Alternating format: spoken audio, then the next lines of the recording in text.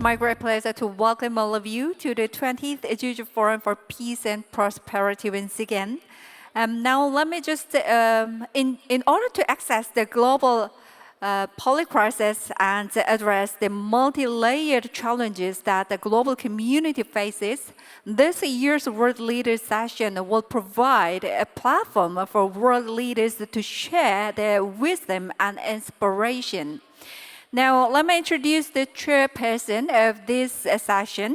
The session will be led by 36th Minister of Foreign Affairs and Trader of the Republic of Korea and current chairperson of the East Asia Foundation, His Excellency Mr. Kim Sung-hwan. Ladies and gentlemen, I would like to hand over the microphone to the chairperson. Please welcome him with a big hand.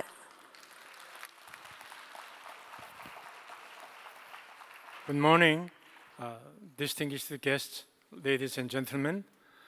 Welcome to this World Leaders Session of Jeju Forum 2025. I'm very much honored to moderate this session together with two visionary leaders, Her Excellency Gloria Macapagal Arroyo, former President of the Philippines, and His Excellency Danilo Türk, former President of Slovenia. In this session, we'll hear keynote speeches of the two former presidents first, and then we'll have moderated discussion, followed by question and answer session with audience. So we'll begin by hearing from Her Excellency President Arroyo. Floor is yours. Yeah, please move to the podium.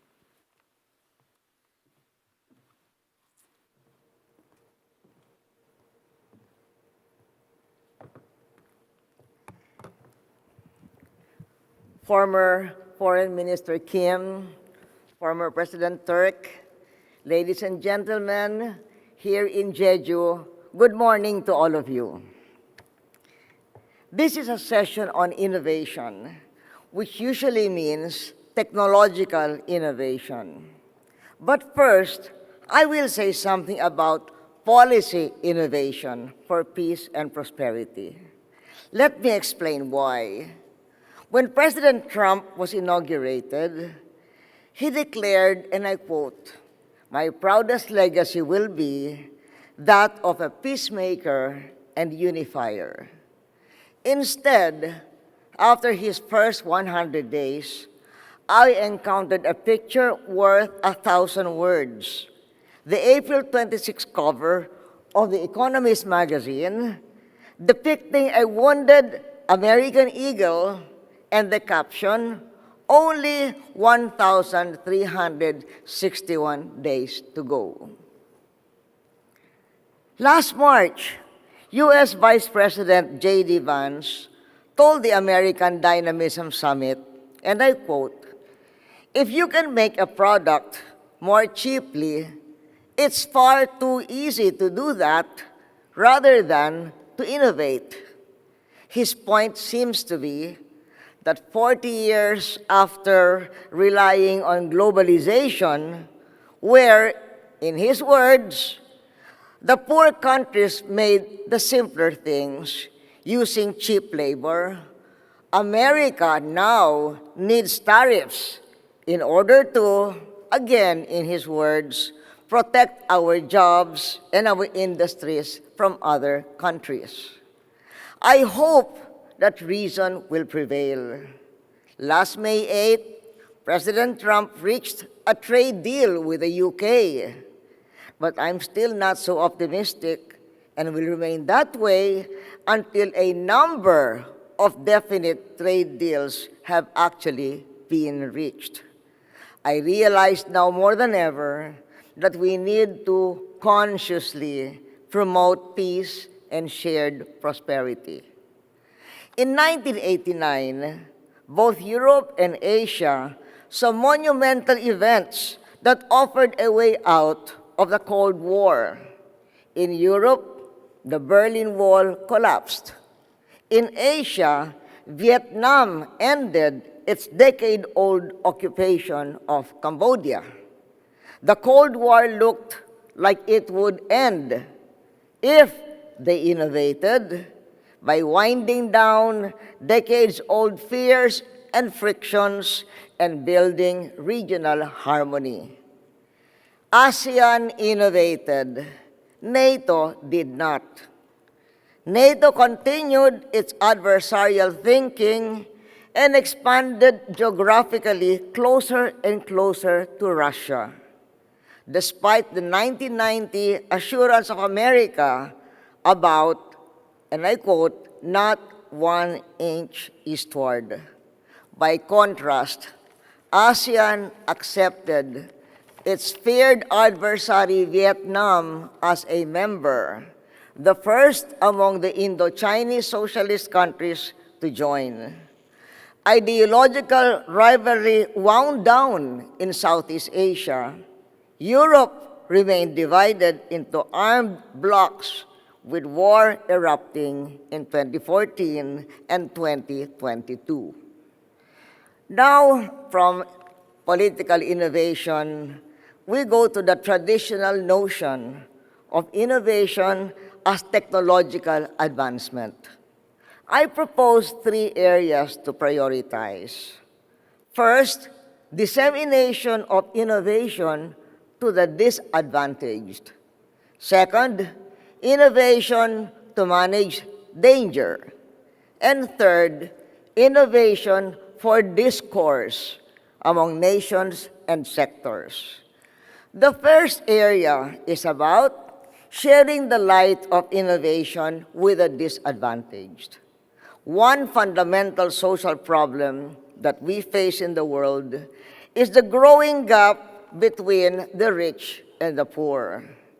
A 2017 paper by Jason Miklian and Christian Holsker of the Peace Research Institute Oslo argued, and I quote, broadly, traditional innovation focuses on middle and high-income consumers, formal markets, and technology-forward processes that improve consumer welfare. Yet, in underemphasizing informal sectors, consumers, and beneficiaries, innovation has exacerbated inequalities between rich and poor and overlooks some of the most pressing societal issues that innovation could help ameliorate. They then advocated the emerging focus on inclusive innovation, also labeled as pro-poor, base of the pyramid, social, below the radar, or grassroots innovation.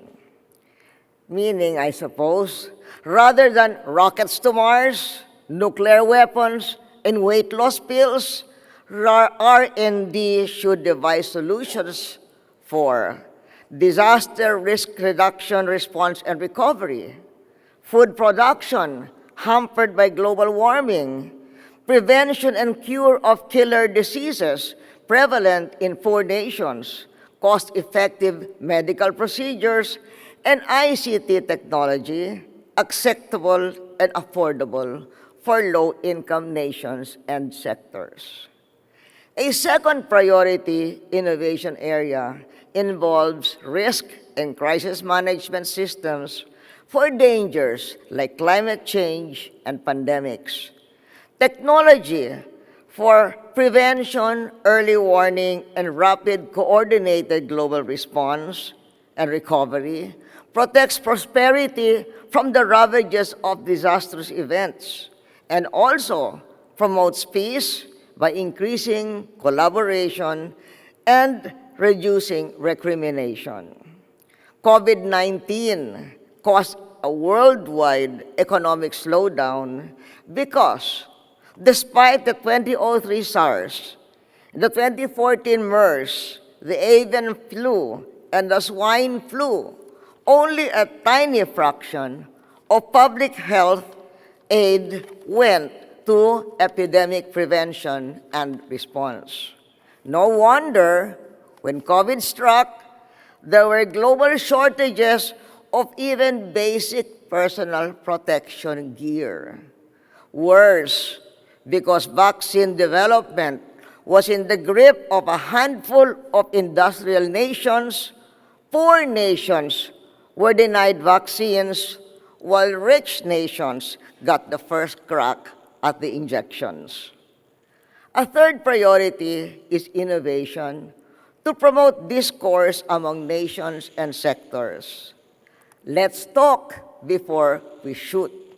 Let's enhance capabilities for strategic monitoring, as when Ronald Reagan and Mikhail Gorbachev long ago joined hands to begin nuclear disarmament. AI now can better monitor social media exchanges and socioeconomic and security conditions in conflict-prone areas so as to warn ahead about future strife. Innovation provides technologies also to communicate instantly and meaningfully to prevent likely conflict. Innovation can help promote open, transparent, and culturally sensitive discourse between potential or actual enemies, but it can also do the opposite. The alteration of digitized images, videos, and sound can enhance or deceive for deep insights or deep fakes. Imagine hawkish militarists hacking their own nation's satellite surveillance, then feeding false data to their leader to make it appear that a rival power is mobilizing forces. We've seen movies like that, but now it's a plausible scenario. Political will and public openness are needed to actually use these monitoring mechanisms and communications for peace. Peace-building organizations and media have a role to play to advance understanding between opposing groups by providing platforms where validated information from all sides are presented, and by opening adversaries to each other's situation and perspectives. In conclusion, I underscore the crucial role played by media in bringing know-how to the peoples of the world in terms we can understand, and helping democratize science, technology, and innovation issues for affected communities to have their meaningful say. In this media effort, one entity in our Asia-Pacific region is a key global player, the Australia-based Network for Public Communication of Science and Technology. To make innovation truly an effective tool for peace and prosperity, what we should do first and foremost is to share the light of knowledge, even as we make it brighter and more beneficial to all. Kamsahamnida.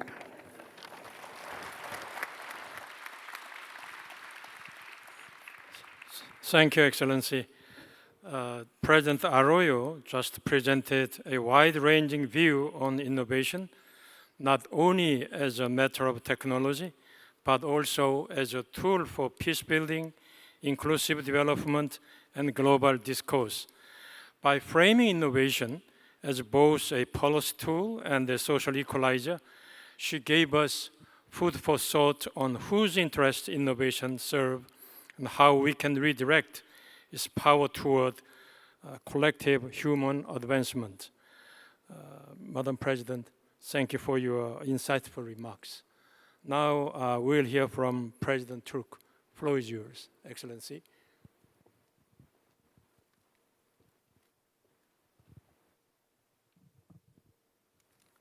Thank you. Governor Ho Jung-kwon, Minister Kim Sang-hwan, Madam President Gloria Arroyo, it's a great honor, a privilege, and a special pleasure to have the opportunity to address you today in this short keynote speech. Now, President Arroyo just now spoke about innovation and applied the idea of innovation to areas which are constantly discussed in political discourse, but rarely seen as a challenge of innovation. So I think it's very worthwhile to think about political issues of today, the questions of international peace and security, in the sense and in the spirit of innovation, something that we have to give further thought, and I hope that this current 20th Jeju Forum will make a contribution in that regard. Now, my own remarks will proceed from a different point of departure. I think it is appropriate that on this occasion of the 20th Jeju Forum, we give a minute of time to thought about the two important anniversaries, the 80th anniversary of the ending of World War II and the 80th anniversary of creation of the United Nations, and think about what those events represented for world's history and what kind of messages they left with us today, 80 years later.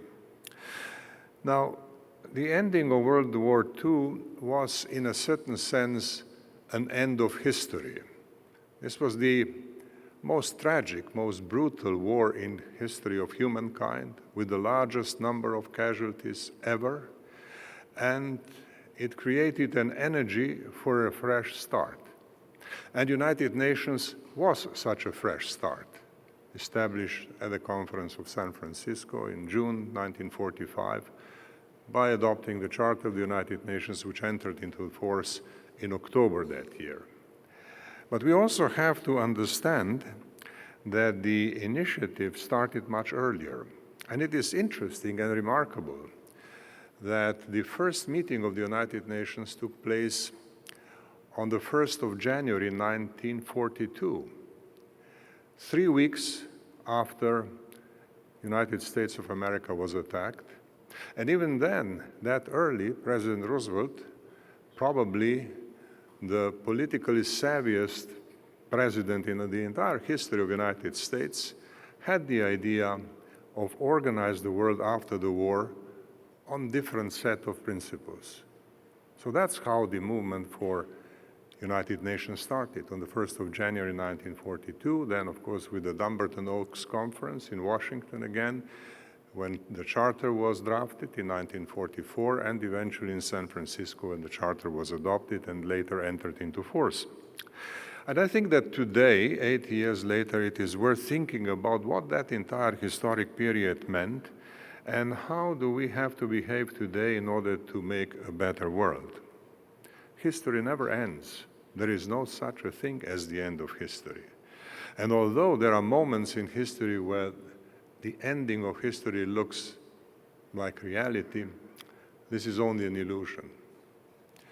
The United Nations, very soon after its creation, was confronted with bipolarity, with fierce political struggle known as Cold War, and the second end of history, after the ending of the Cold War and collapse of Soviet Union, which was declared by an American political scientist, Francis Fukuyama, and became quite popular in international discussions, the end of history of 1991 also ended rather quickly.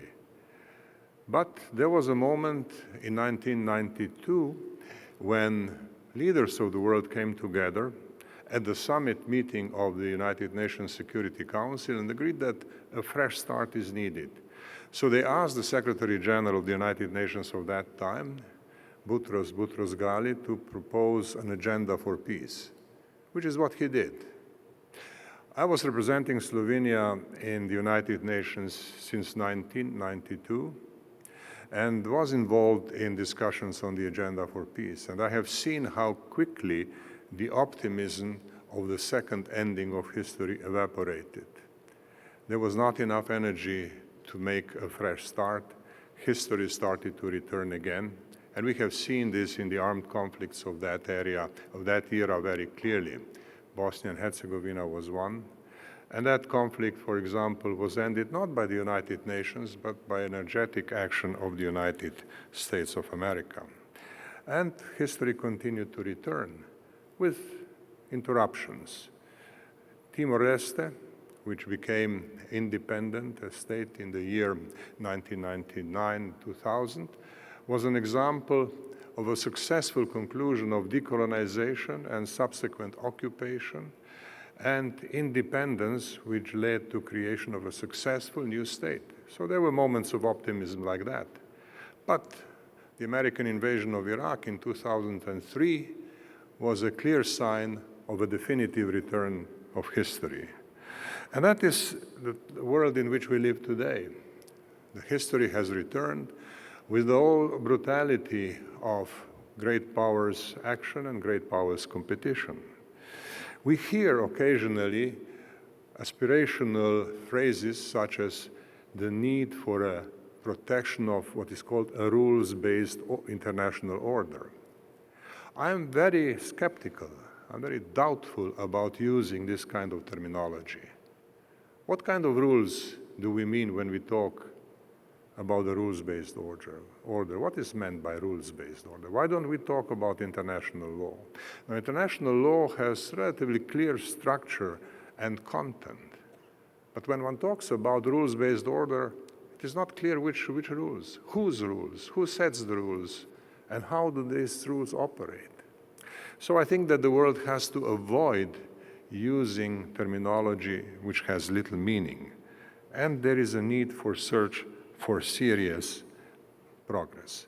And we have heard from President Gloria Arroyo just now the importance of innovation. She gave us a number of wonderful examples of innovation which I think should be given full attention to and which in a meeting like ours today could be discussed further. Now, but let me conclude, in concluding part of my remarks, say a few words about where I see a way forward. I think the first and most important task of today is for each government of this planet to make sure that peace prevails within its borders and that peace is priority number one with the immediate neighbors. We must understand that the world is in a very dangerous situation, and any deterioration in any part of the world can create a chain reaction elsewhere. So for every responsible government, the maintenance of peace at home and with immediate neighbors is priority number one. Second, although we live in a time when we do not see much hope for regional peace initiatives, such as once was the Conference on Security and Cooperation in Europe, which was convened in 1972 and successfully concluded in 1975. Today, the resulting organization, the Organization on Security and Cooperation in Europe, is completely blocked. But that should not prevent us from thinking and suggesting about new initiatives at a regional level. Here in Jeju, in Asia, it would be very interesting to explore the possibilities for regional peace initiatives. And maybe this and subsequent forums will come with specific proposals in that regard. And then there is a need, that's my third point, for innovation in the field of settlement of international disputes. This afternoon, after the opening session, I shall travel to Hong Kong, where there will be a signing ceremony tomorrow, signing an international treaty to establish an organization for mediation, an international organization on mediation. And that's a very interesting initiative because mediation is an old mechanism for settlement of international disputes. And usually, mediation is offered, is suggested by either neutral countries or neutral actors at the international scene, such as Switzerland or Vatican or others, or by a major power. However, there is a new idea that there should be an institution specifically devoted to mediation. One would ask, well, why is this necessary? There is United Nations, which in its charter provides ample space for mediation. And the Secretary General of the United Nations is eminently well placed to do mediation. But the international circumstances today have reduced the role of the United Nations to a very sadly low level of activity and have immobilized the initiatives of the Secretary General. So a need for alternatives is there, and one of them will be defined tomorrow in Hong Kong. And I hope that the political wisdom of Asia will play a significant role in putting the mediating efforts at a new level. We'll see how it goes. I'm hopeful, and I will do my part to the best of my abilities. Fourth, there is a need to give priority to climate change activities in the world. Former Secretary General of the United Nations and an old friend of Jeju Forum, Ban Ki-moon, spoke about that very eloquently and earlier in the opening, and I fully agree with what he said. And finally, we have to think about the United Nations as a global organization for the future. There is a large number of proposals already on what to do. The Secretariat of the United Nations has compiled very recently a large number of proposals of how to reorganize the executive function of the United Nations, the Secretariat, specialized agencies, funds and programs, and so on. So all that is there. But of course, the main political conditions for reform of the United Nations do not exist at present. Nevertheless, in my opinion, it would be worthwhile to start a process leading towards a review conference of the United Nations, such as the one envisaged in Article 109 of the Charter of the United Nations. This has been tried before and has not led very far, but that doesn't mean that it shouldn't be tried again. I believe it should be tried again, and I hope that discussions this year and next year will bring us closer to that. Now, ladies and gentlemen, these are a few things that I wanted to mention at the beginning of our discussion. I wish Jeju Forum all success this year and in the subsequent years, and I look forward to your comments and perhaps a question. Thank you very much. Thank you, Excellency. President Turk just presented a thoughtful reflection on the erosion of the post-World War II international order and called for emphasis on the responsibility of each government and the regional dimension in maintaining peace and security, and also new dispute settlement mechanism and strong leadership to cope with climate change. And he also emphasized the growing role of Asia in global peace and climate leadership. Mr. President, thank you for your thought-provoking remarks. Then now we'll move to the moderated discussion. I will begin by asking a few questions to Excellencies, and later I will open the floor to the audience. My first question goes to President Arroyo. You compared ASEAN's inclusive approach with NATO's different situation.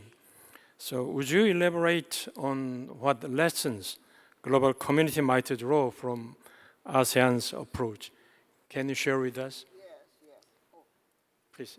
When I compared ASEAN and NATO, it was not meant to say that one is better than the other, but just that to point out that there are differences in approaches. This comes from a wider understanding of two different approaches to building peace and prosperity that have arisen in the world today.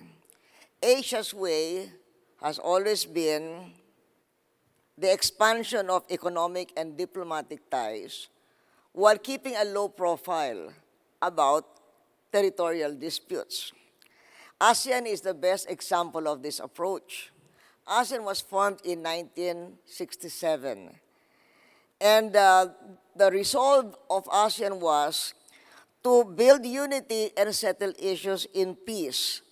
And another feature of ASEAN is non-interference in internal country matters. For example, ASEAN never adopted the concept of a peacekeeping force to impose its will on member nations. So today, ASEAN embraces the entire Southeast Asia, including former enemies. So instead of open dispute, it champions consensus building and respect for sovereignty and self-rule. So after more than half a century, it is trade, not tension, that flourishes in the ASEAN 10.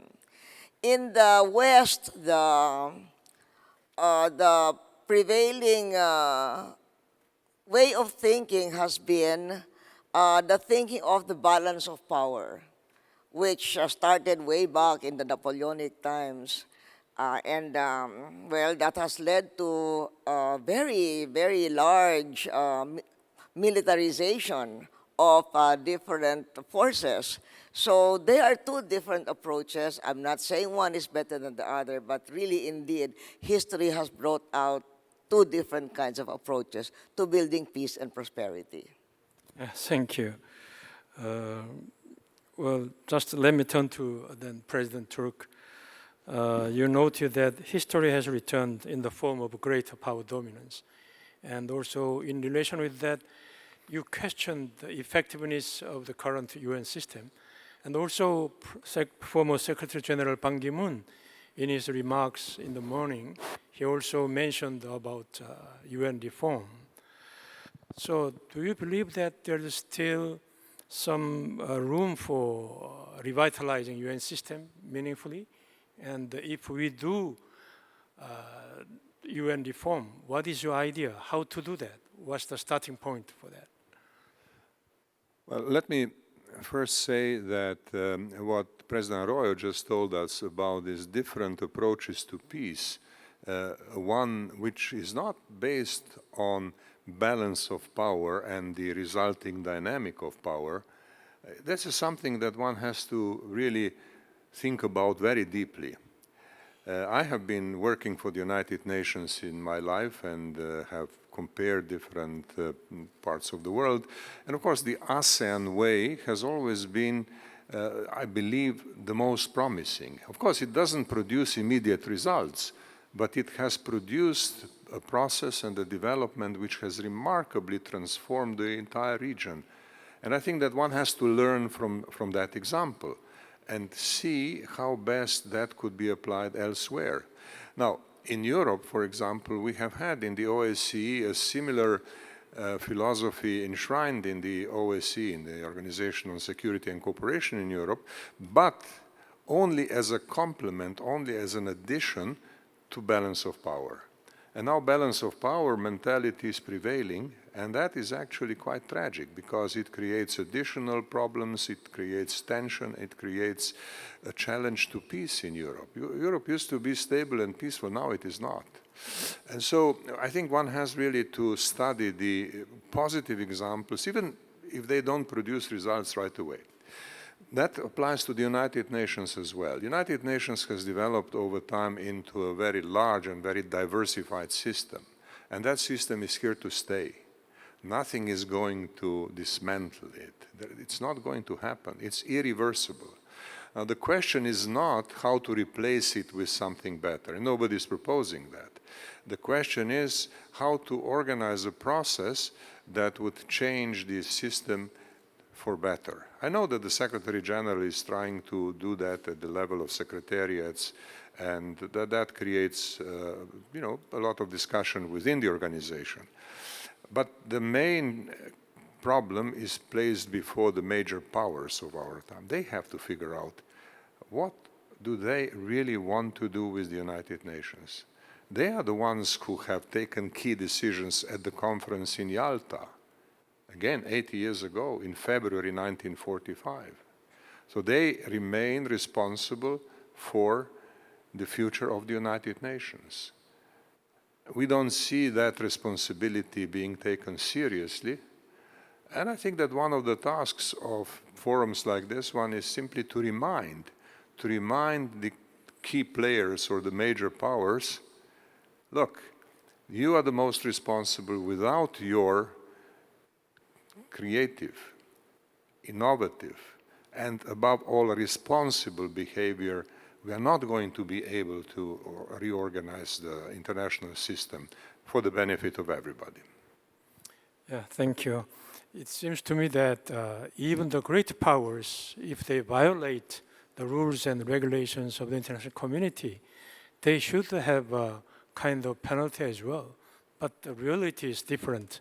So how can you overcome this situation? Should we seek an alternative or? Well, actually, I don't think that an alternative is available. I think that the great powers will learn, sometimes from their own experience, that the cost of their mistakes was simply too high, and that shouldn't be continued, and that a better outcome should be looked for. Now, you see, this is easy to say, and the question is, when is the moment when such a change of mentality will arrive? I hope we don't need a nuclear war to come to that conclusion. I hope that, current wars will be sufficiently bad, will be understood as being sufficiently bad to change that mentality. It's not going to happen now. It may happen in a few years, but I hope that a moment of that nature will come. I see. Thank you. Again, President Arroyo, you mentioned that traditional innovation has often deepened global inequality. So what kind of special mechanism or international reforms would most effectively channel this innovation toward inclusive development? What do you think about that? Well, UNCTAD last year addressed that issue. And I'd rather quote them than start thinking from the beginning. So UNCTAD came up with 6 policy directions in science, technology, and innovation, and I think we should very well follow that. Number 1, it says reinforce inclusivity in the global science, technology, and innovation agenda. As I said earlier, rather than a rocket to Mars, let's work on disaster risk reduction, recovery, and response. And then number 2, UNCTAD says, foster public-private partnerships in STI investments. There's money from the United Nations, there's money from aid donors, there's money from the 14 biggest billionaires in the world who have trillions and trillions of dollars, and there's also money that could be reallocated from $2.5 trillion a year that's being spent on defense spending. That's the second recommendation of UNCTAD. Number 3, they said strengthen research networks and collaboration. There is already a network for social sciences. I think it's called Development Network, Global Development Network. If we could do that for science, technology, and innovation, that would very well improve the inclusivity of the innovation agenda. Then they said promote technology and knowledge transfer. And that means not only the knowledge, but also funding to be able to implement the technology being transferred. Number 5, they said, enable digital and skills environments. This is something that I sought to follow when I was president of the Philippines, and I allocated billions in a consortium of 7 universities for science, technology, and innovation. And then number 6, they said develop a multilateral science, technology, and innovation foresight and assessment system so that the developing countries can eventually get to meet world standards. To these 6 of UNCTAD, I would add discern, communicate, and uphold ethical standards, especially now that we have AI that can be used for the bad as well as for the good. It's very important to uphold ethical standards. Thank you. We are talking about climate change, how to cope with that. But as we can see, under President Trump, U.S. is not that interested in doing that. So I think cooperation between Asia and EU becomes very important. But EU is kind of one single entity, we can say. But Asia, there is still so-called trust deficit exists among nations. And President Turk, I know that you worked as a Assistant Secretary General of the United Nations for Political Affairs. So based on your experience, how can we enhance trust among nations? Can you share your idea with us? Well, there is no single recipe for all situations. I think everything has to start with a credible analysis of the situation. You said that Europe looks rather united, perhaps monolithic, I think was the expression you used. Well, you know, that's the surface. I mean, there are different opinions among European Union members, and Europe is not only European Union. Europe is larger than European Union. Now, having said that, I think that in European Union we have to overcome our own problems, or our own misunderstandings. So, for example, if you looked at the discourse about EU-China relations of the past years, you would see that there was a lot of interesting terminology used.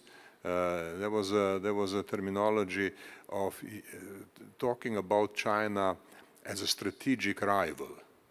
I never quite understood what was meant by, in European Union, what is this strategic rival business about? Now that phrase has disappeared from the EU parlance, because the feeling is that we need China and China needs European Union. And of course, by extension, Asia needs Europe and Europe needs Asia. But we have wasted so much time in the past years when the international situation was less charged with problems, and haven't developed the full range of initiatives that are necessary for such a productive relationships. So we have now first to revise our own terminology. We are, of course, competing. Competition is natural, but we also have to cooperate, and doing this simultaneously is never easy. This requires very good idea about where and how you wish to cooperate in order to not stifle competition, but using it for more sophisticated cooperation. That's the problem that we have, both on the Asian side and on the European side. And we are unfortunately only beginning to do that. Now, I would hope that the EU bureaucrats will spend 50% of their work time thinking about this problem and working out specific projects. This is not happening nowadays. I'm sure that this is also not happening on the Asian side. But we need to spend much more time, much more energy, much more resources to figure out how do we want to cooperate at the time of competition, and how we want to overcome the problems that have now been accumulated and are likely to accumulate further with the current American administration. Thank you. Well, in relation with this, it seems to me that President Arroyo, I will make a question to you. In view of ASEAN's inclusive approach, ASEAN can serve as a platform for cooperation between Asia and EU. How do you think about this idea? Oh, I think that's a very good idea. And while we're at it, let me just say that I totally agree with President Turk's remarks about the so-called rules-based international order. I have been wanting to talk about that in many other fora, but now you've said it, I have you to quote next time. So in the meantime, as far as Asia and Europe are concerned, or ASEAN being a platform for cooperation, yes, a very, very important platform.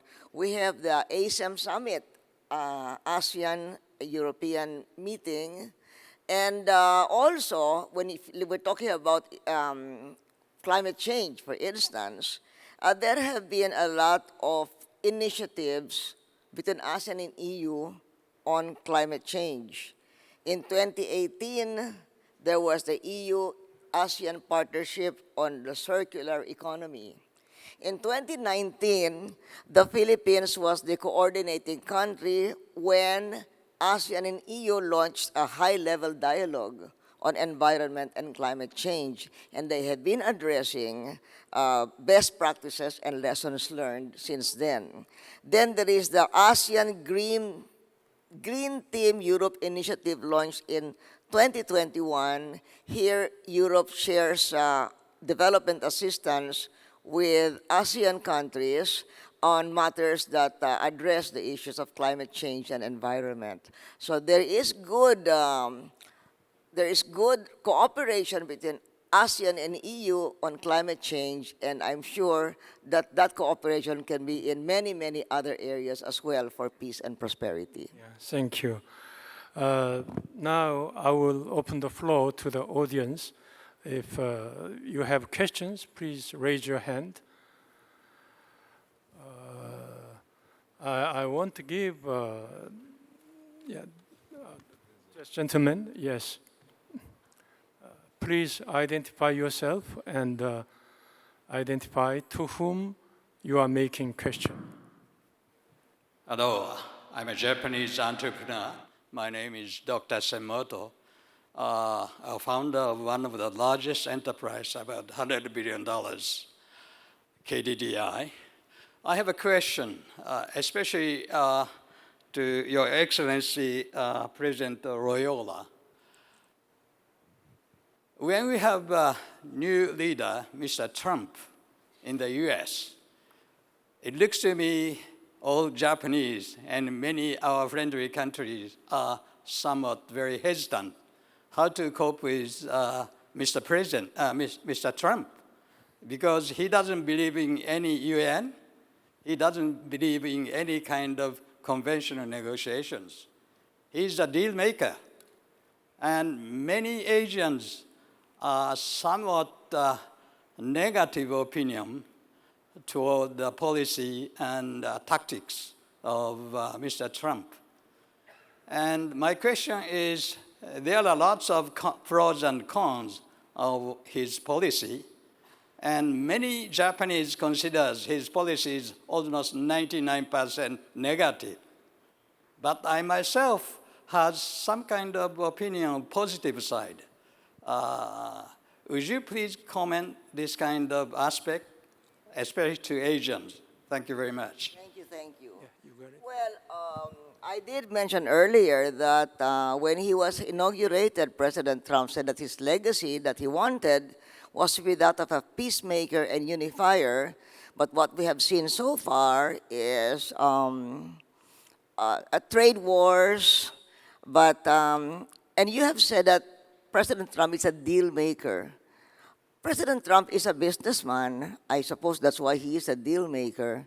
And maybe we have to put ourselves in his mind, the mind of a businessman who is dealing with a big businessman dealing with another big businessman. The best example of this is him as a big businessman representing big business America, and then China, which is a big businessman of its own.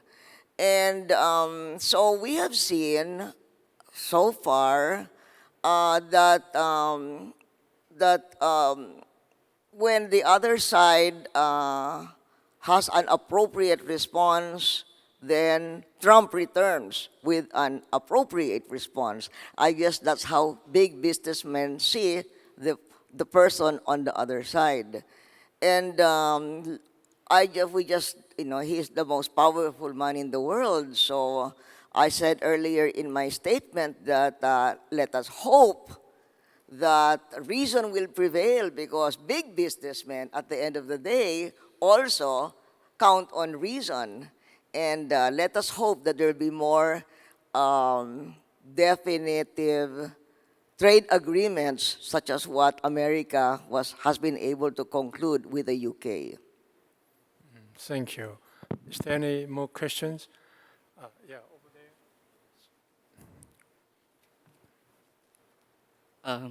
Hello, my name is Sola. I'm from Indonesia. So, my questions may be for both of the former president. So, here's the thing about the forum, international forum, conference, or international organization.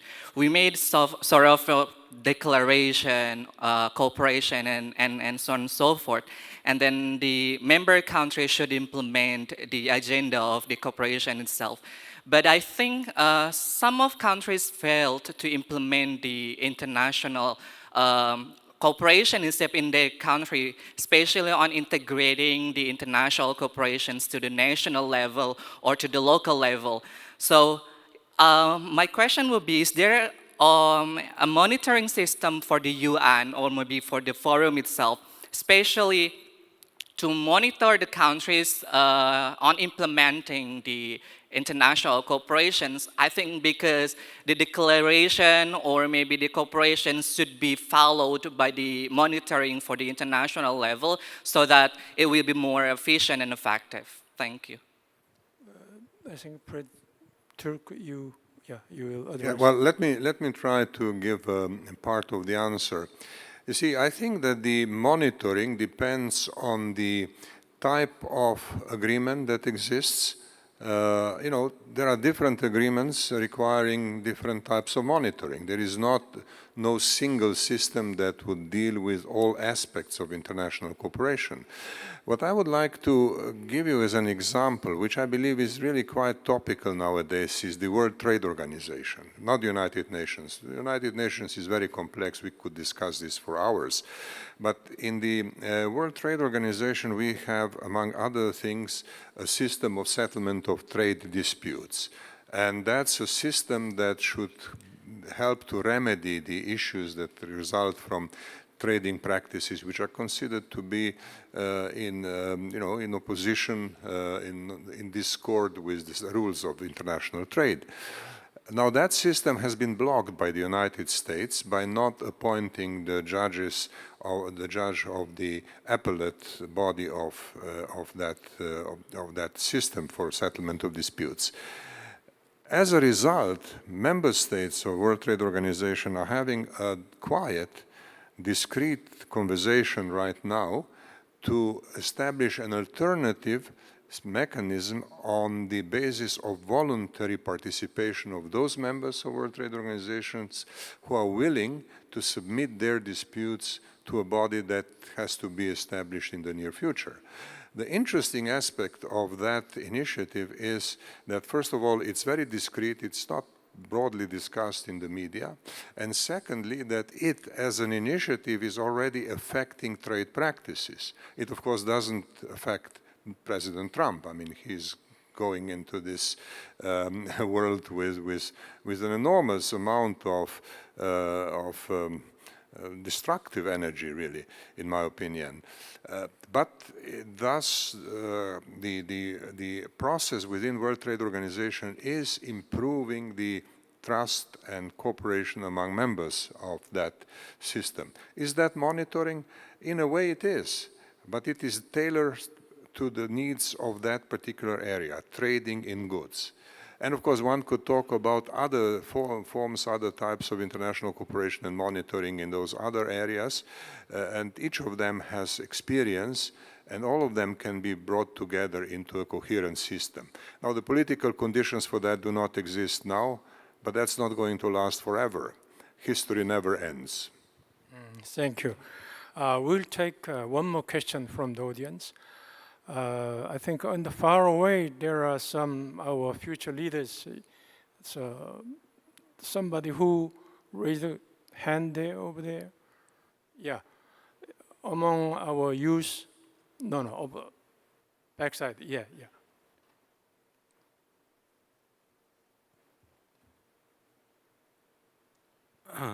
So hello, I'm a student who studies in Jeju, and I have a question for Your Excellency President Arroyo. So you mentioned traditional innovations used to reduce inequalities, and you mentioned that you invested heavily in education during your term. And certainly it does seem that education and many other factors have seen an increase in countries like the Philippines. But it also seems that much of this increase in education and other factors is more directed towards more of the upper class population. And I've worked or done work in the Philippines before, and I've been to cities like Manila, towns there like Tondo, which has populations of people that are pretty much left behind, no access to education, no access to proper infrastructure. So it seems that inequality is still a very prevalent problem in the modern era in Philippines, even after your term. So my question to you is, what do you think the current government in these countries is lacking in terms of making sure they take care of all of the population and not leave anybody behind? What do you think the current government is lacking to essentially try to make sure that inequality is minimized? I think we should look at what the situation today in the context of the history of the Philippines. In year 2000, the year before I became president, our poverty rate was 40%, 40%. Today, the poverty rate is about 13%. So there has been progress, and if we talk about the number of years that's happened, it was year 2000 until now 2025. So in the past 25 years, the Philippines has reduced its poverty from 40 to 13%. Now, there are some provinces that are better at inclusive growth than others. My province of Pampanga, we only have 3% poverty rate. So what should be done? There are the standard, the conventional means of reducing poverty, and you mentioned about education.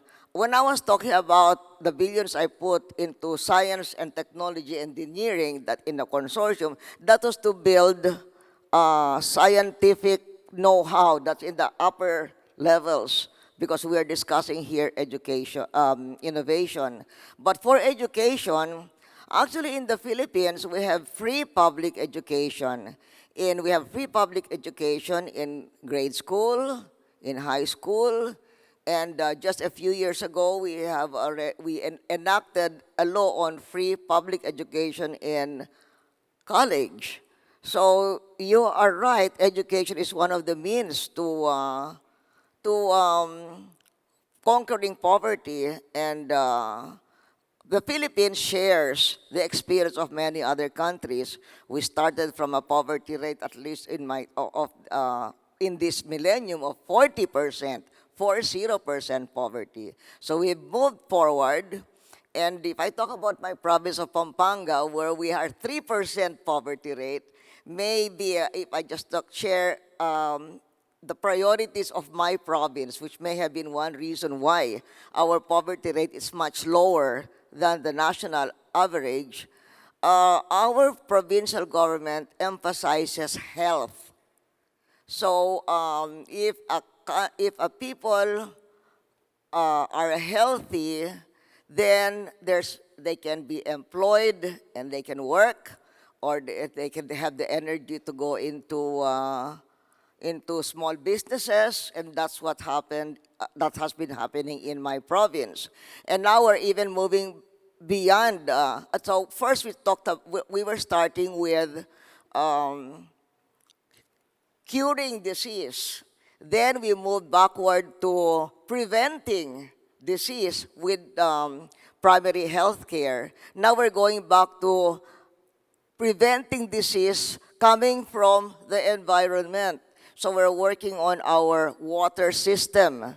We're working on our solid waste, because when your water system is not good, people get sick. If you have solid waste pollution, people get sick. So we're working on the more causes of poor health, and that's the way we have been approaching poverty in our province. And I think having gotten to the level of 3%, when it was 40% like the rest of the country 25 years ago, is something that I'm not saying we are the model, but it worked for our province.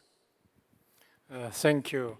As we close this session, it is clear that pursuit of peace today must combine vision with innovation and global challenges with the shared responsibilities. Let me thank President Arroyo and President Truk once more, and all of you for joining us in this conversation. Thank you so much. Thank you very much. We need another big round of applause to our moderator and the panelists. Thank you very much once again. We would like to invite yourselves back. Thank you.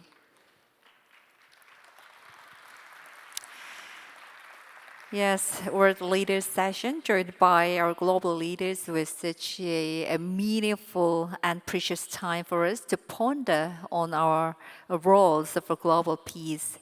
Thank you so much. And we had the World Leaders session on the topic of harness innovation for peace and shared prosperity. And we conclude the World Leaders session. But we look forward to your continued participation in the upcoming sessions. Please enjoy Jeju Forum. Thank you very much once again. 감사합니다.